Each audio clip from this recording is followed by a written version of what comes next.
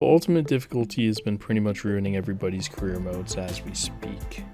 The reason for that is simply EA decided to make it more challenging, and in somewhat typical EA fashion, and probably to a fault, some of those who give feedback to EA, similar to what was in the pre-patch beta, and how the generic feedback resulted in ruining what could have been an amazing FIFA 20. I will get off my soapbox though. With that said, sliders of course can make your lives easier, and so we've made some adjustments. And just a note, if you want to check out the previous slider video, which these are a base off of, so we're not starting from scratch, we're simply creating some discrepancies. And the reason discrepancies are good is because it's going to allow that balance to happen, because ultimate difficulty is the highest difficulty, the most unrealistic difficulty. There's no surprise that there are certain changes that are made. Now, EA went too far though. As a result, we have to make ultimate changes to the slider values on ultimate difficulty. So like I said, sprint speed at 48 apiece, but acceleration is in favor of the user at 52, and the CPU is at 50. Now you could easily lower acceleration if you wanted to. I would say no, don't do that, simply because you're going to outpace the computer easily if you have that under 50. They become lethargic with their movement, and they become just not really knowing what to do, essentially, because the animation that displays in acceleration, tongue twister there, but the animation that displays there is that literally the legs move slower. Sounds great, but when you're in top speed and you're running at a defender, there's no way they're going to be able to recover and react to you in time. So it's going to make it very easy to what we call bursting. And bursting is the worst thing ever. Making it too easy, getting charity points, as I call them, against the computer is probably the worst thing ever. So I wouldn't recommend lowering acceleration. Instead, we're going to increase it for the user side. Now, this is a good thing, and then it can be some bad things. Now, the bad things aren't too terrible, mainly pertaining to how you want to view the game, if it looks too fast for you, for example. Or probably what's more important is your stamina is going to be drained a little bit sooner than expected, especially if you're using even high press, etc. So definitely you have to kind of add a little bit more strategy to your gameplay. Nothing wrong with that. So acceleration at 52 just means stamina drain is going to happen a lot sooner. Remember, with acceleration, higher, earlier stamina drain, lower, later stamina drain. But this 52 allows the user to have a fighting chance, basically. The computer is not going to get every 50-50 ball. There's going to be a sense of physicality. You're going to be able to stand up to the computer a lot better. This is just a value that I think serves as a tool for anything. If you're having difficulty on like legendary and it's too easy, well, simply raise the acceleration value for the computer.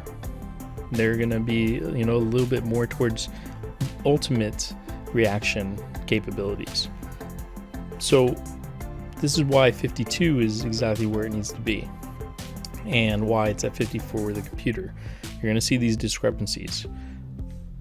Moving on, shot error 65 for the user hasn't changed. I love 65, but for the computer it's significant. It's at 85.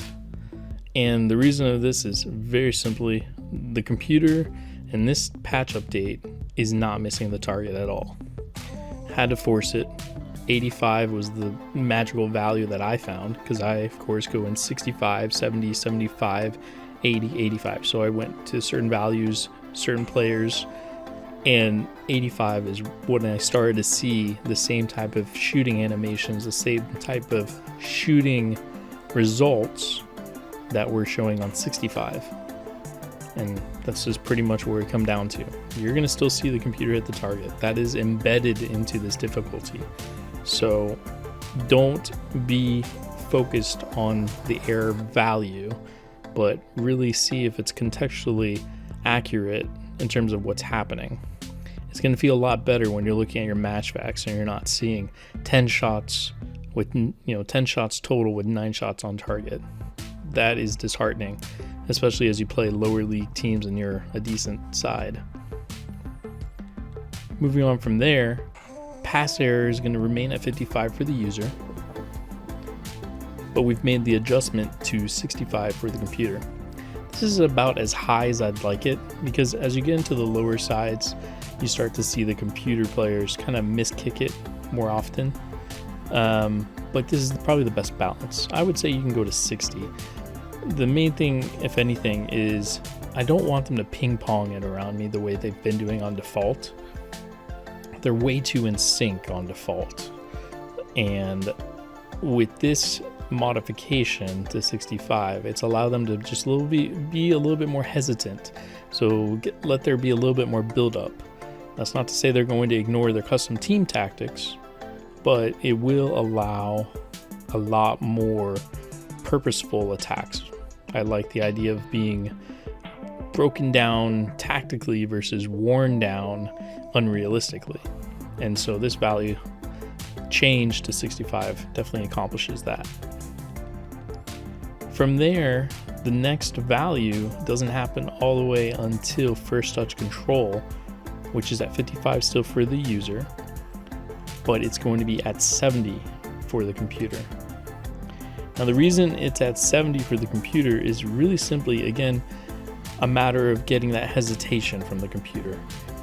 More so when they're not taking these perfect first time touches. So they're still going to take them. It's on ultimate difficulty after all, but it's going to be lessened. And that's the most important part.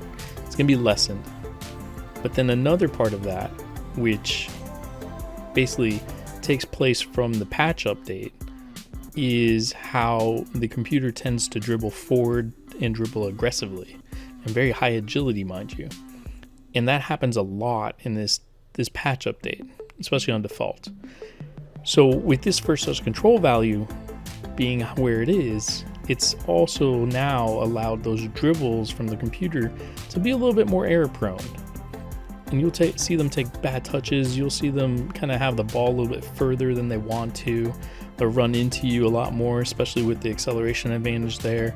And it'll just balance out, because the same things that the user can do and mess up, so can the computer. And that's really the most important aspect of this entire change from the ultimate difficulty and the slider values that come with it. But that's pretty much it, guys. There's those changes. You want to see the full slider set, it's posted in the description. Those are the changes we've made here. It's still in, I'd say, a beta stage, but to be honest, it's pretty late in the FIFA 20 game, so I wouldn't be surprised if we don't make any changes. Who knows, with the way everybody's making a fuss about ultimate difficulty, EA will probably change things. Hopefully they do, and if they don't, at least you have the sliders, and you have many other values that you can change to your liking. I just want to give credit to my good friend Chuni, who makes the graphics mod, GFXMOD. You'll see in the pitch design, in the textures, and the beautiful colors. He made this. He made the camera mod as well. It's amazing. Definitely, if you're on the PC, go and subscribe to a tier on his Patreon that is going to allow you to use this mod. It's absolutely amazing. He's also allowed me to use his newest mod that's not even released, that is featured right here. So definitely check that out and give him a big kudos, because he does amazing work. But anyway, guys, that is the end of this video. Make sure to leave your comments below. Let me know if you have any questions at all. If you don't mind subscribing and hitting the like button and the notification bell, I'm going to be getting some videos out with more content. Definitely check out the sliders and let me know what you guys think about it. Thanks again for watching, and as always, take care and stay tuned.